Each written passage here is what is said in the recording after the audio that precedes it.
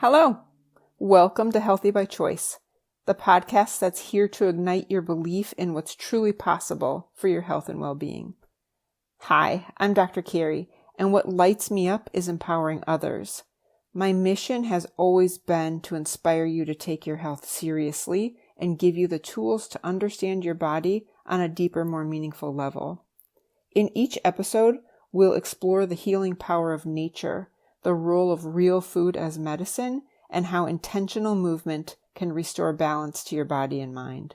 So whether you're on a journey of prevention, recovery, or simply seeking more vitality, this podcast is your reminder. You hold the power to heal. Thanks so much for joining me.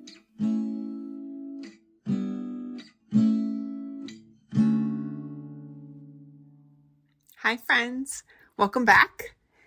And welcome to the topic of walking. It seems so basic. It seems just overly simple. I'll say that. But when I think of topics for this podcast, I try to choose things that I've spoken with multiple patients about or had, endless conversations. And I'm telling you, also I want to guide you with, some sort of useful tools that you can immediately apply, right? I know that many people are out walking when they listen and driving. And so I want to gift you with some ideas of how to make your life better, easier, more function and easy. So walking is not just getting here to there. Walking is proper foot strike. Essentially from how your foot initially hits the ground to how you propel forward, how you, move. So let's start with,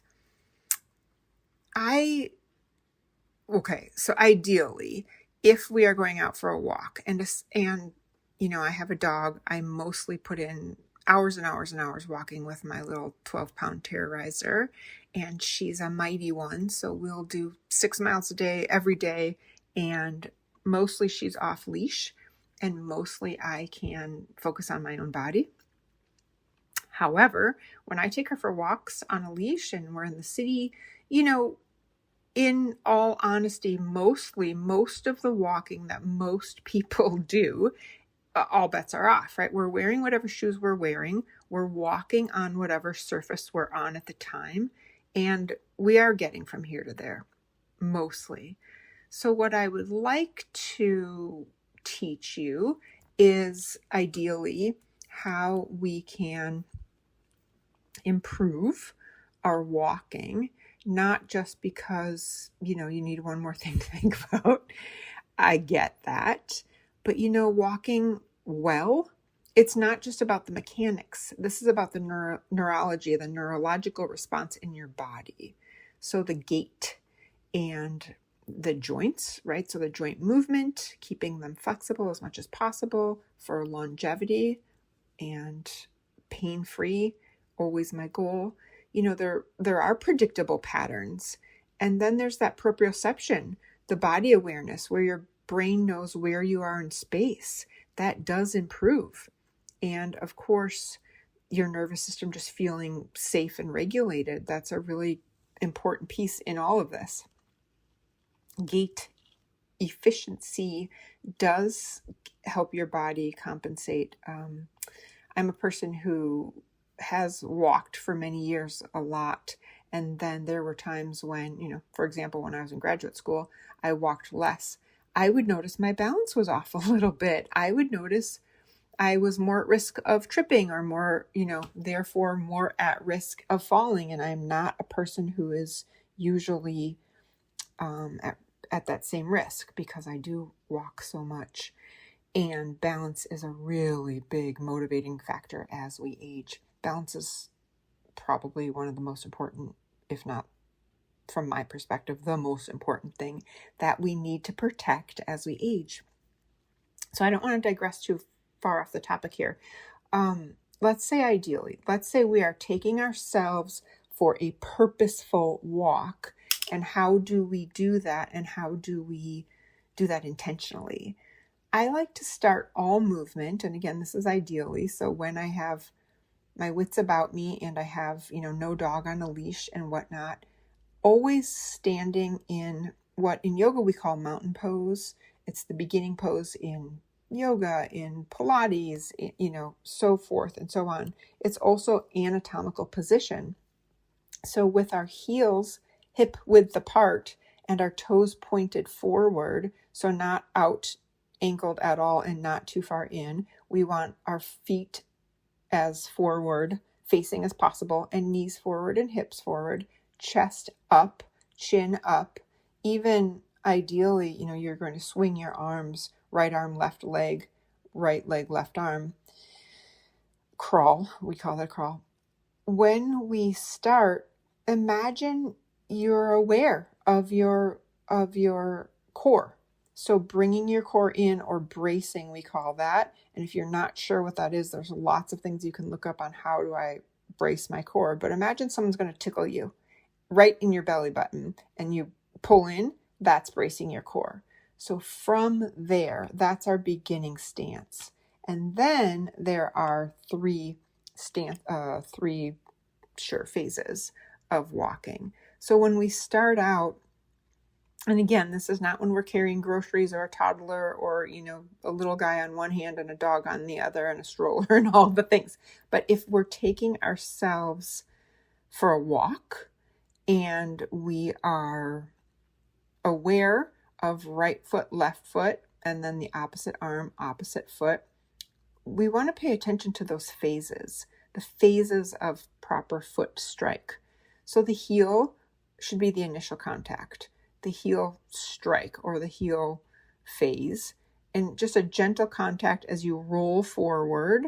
Then you are going to be on the ball, or actually mid stance. So after the heel strike, when the heel is contacting the ground, the initial contact, you go to what is referred to as mid stance. So the weight is now on that foot.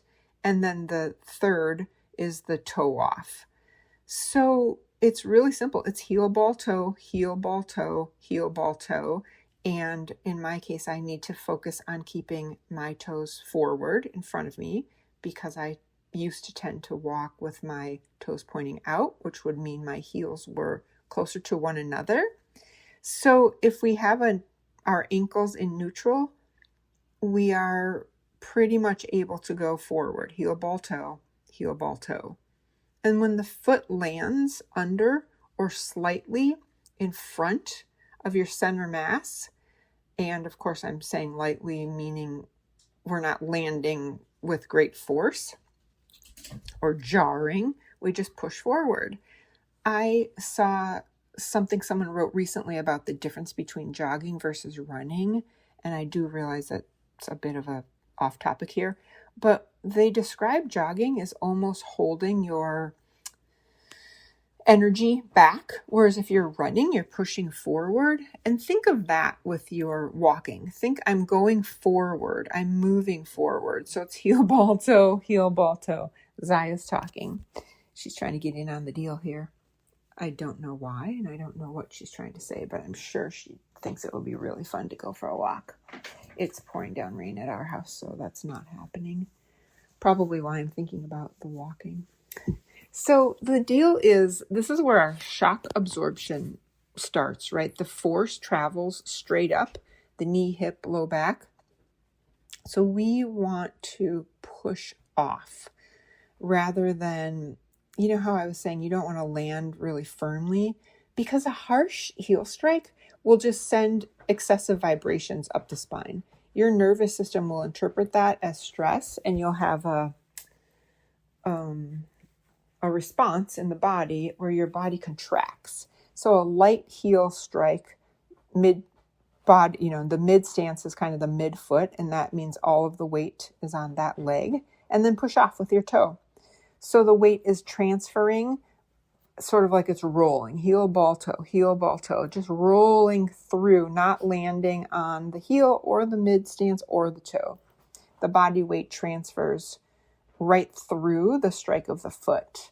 And again, when we're focusing on keeping our toes forward, it's a little bit easier because it would be kind of natural to pick up your foot kind of right away rather than let it land. So there's some stability there, some adaptability. So as we do heel, ball, toe, we want to switch right foot, left foot, right? And then spend time doing that without doing other things. And that is in and of itself how we protect ourselves, providing stability in the body, providing balance.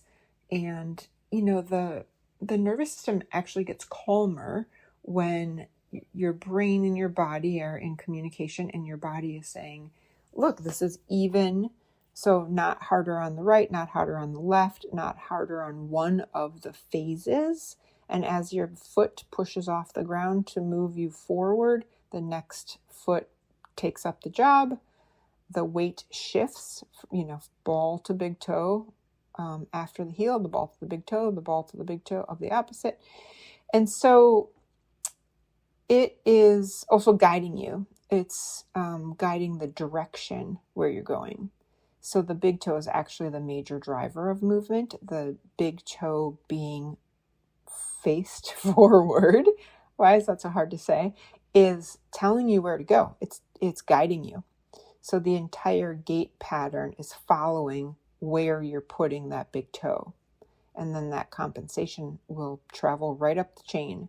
And as you heel, ball, toe, or heel, foot, toe, you are giving yourself, it's a rhythm, basically. It's all of the muscles working, but only a little bit at a time. There's no major muscle doing more work than the others. And then all the joints are getting worked, moved. There's a predictability to the pattern, as I was saying. All that proprioception is happening, and the nervous system calms down because it's predictable movement. And that's actually how we build strength in our feet and in our legs and in our hips.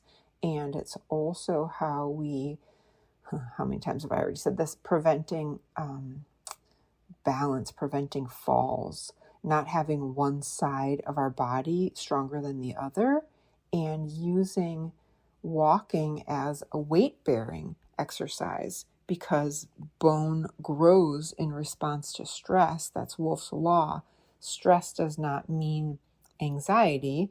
It means using it. It means carrying your body weight. So one of the absolute best weight-bearing activities we can do lifelong is walk. And if you want to add to this, I highly recommend getting something weighted. Back in the day, always the thing to do was grab a backpack and then put stuff in it. And many of us did that. And now most of us are getting weighted vests, and they come in different weights. So it's not like you have to, get freaked out about, it's way too heavy, or what if it's way too heavy. It's easy to get a 6 pound or 12 pound or whatever you feel, and then you strap it around you and wear it. Just wear it every time you go for a walk. I do. And when I'm training, I add weight. And definitely for me, it's about improving my posture. Obviously supporting the spine, regulating my nervous system, decreasing overall pain. For me, it's posture, because I need to stand up straight, look forward, right? I look down. I walk around a table and look down. It's really important to me to correct my posture, and I want to do that easily without too much heavy exercise, I guess I want to say. I like to put movement and motion in my body that is not too much strain, and having like heel strike control, reducing the total impact it's relaxing, I guess. It's calming. It's definitely my moving meditation. And oftentimes I will walk outside in the park with no music or no headphones, or not talking to people. And then other times, obviously I go with people. Often I take my dog, all that stuff. And of course I listen to books and stuff like that too. But there are many corrective exercises you can do for a better foot strike. And actually that can be, any phase of the foot strike. But that heel strike control, if you determine that you need to correct, certainly, we all have these incredible computers, one that you're probably carrying around right now listening to me, and it will give you anything from corrective exercises for better walking, corrective exercises for better, foot strike, all that stuff. And I like to always, always, always spread my toes as much as possible when I'm not wearing a shoe, and when I'm wearing a shoe, wiggle, wiggle, wiggle my toes so that I don't lose that. And remember, the big toe is our guide. And then you can do a slow heel tap drill. If when you're standing, you just step one foot forward slowly and tap the heel on the ground and pause, hold it for a moment, and then roll forward into the rest of your foot. So you're working on that heel tap slow. It's going to train the landing instead of slamming. It's definitely an ankle dorsiflexion too, so it'll reduce the shock that goes up in your body. And I think I learned this on the internet. I really did. Another thing I do is I put one toe on the ground. Usually I start with the pinky side, and then I go 1 toe, 2, 3, 4, 5, and then I go the other way, 5, 4, 3, 2, 1, like that. And then I roll my ankles. I will plant only the toes or only the ball of the foot and roll the ankle and get all that to stretch through the midfoot and front foot and all that. And it really does get those intrinsic muscles to stretch in a way that's otherwise really difficult to do. A lot of people will say stand on the stairs and lift up onto your toes and then drop below the stair. So if you have great balance, you can do that on both at the same time, but there's no reason not to hang on and do one at a time, or hang on and do both at the same time, or whichever, but you're really getting a nice stretch through that ankle and calf, and also all through the foot, and your feet will be better for it really quickly. It does not take a lot of time to get that control of the foot. There are so many kinds of walking too. I've been getting a lot of internet advertisements for what they're calling Tai Chi walking. And in the past, there have been all these other running exercises, and I am not against any of them. I am totally all for getting movement in your body and getting each one of us, to have full range of motion and move all the way from the heel through the ball to the toe and pushing off. It feels better to walk correctly. It does. And here's a plug for making sure you can wiggle your toes inside of your shoe. Again, I don't sell shoes, but man, it's really difficult to find shoes that fit correctly, and particularly that you can get good exercise in. But please do make sure that you're wearing sturdy shoes when you go out for a walk, and replace them often. If you flip your shoes upside down and there's a sign of wear, it's already a sign that, they've just already worn out. They're not supporting you. The way that I've always thought about this is I would rather the shoe take the impact than my joints. And if you think about how little cushion we have on the inside of our knees, and then you look at a shoe, it's really easy to justify that money. And trust me, I do understand things are expensive these days, but we want the shoe to take the abuse, not our knees. I live by that. That is a rule that I've always tried to impart on my patients and friends. Why wouldn't you have the shoes take the abuse rather than your body? So my friends, I hope this is super helpful, and I really hope you will think about how often are you able to walk and walk by yourself, not distracted, and walk for the sake of walking. And it goes without saying that being in nature on dirt or path is much easier on the body, much easier on our joints. But please don't not walk because you don't have that available, says me, who when I drive into the park, I just feel so much better, and I'm surrounded by trees and animals and smells and sounds, and it just makes my day so enriched. And I don't always do it. I will often take my doggie and go 45 minutes in the morning because I don't have an hour and a half to make it to the park. And I so get it that there's 10 out of 10 ideal situations. Walking on the beach is just the greatest thing. And I don't have a beach where I live either, so I have to drive an hour to get there, and I do. And I want you to walk even when you are just doing what you're doing.